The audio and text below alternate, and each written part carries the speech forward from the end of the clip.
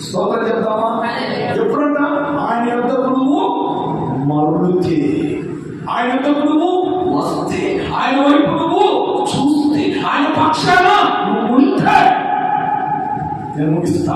నువ్వు ఆయన యొద్దకు వస్తే, ఆయన వైపు మళ్ళీ మొదటిది ఏంటంట?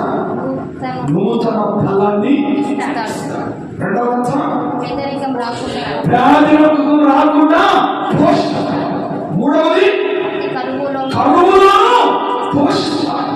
నాలుగవది ఏమి తక్కువ కాకుండా పోషిస్తాడు. ఐదవది అతి శ్రేష్టమైన గోధుమలతో నన్ను పోషిస్తాడు. ఆరవది అవమానం రాకుండా ఆయన చూసుకుంటాడు. ప్రతి మాటలను జీవించుగాక. ఆమేన్. అందరూ తలవంచండి. అందరూ తలవంచండి.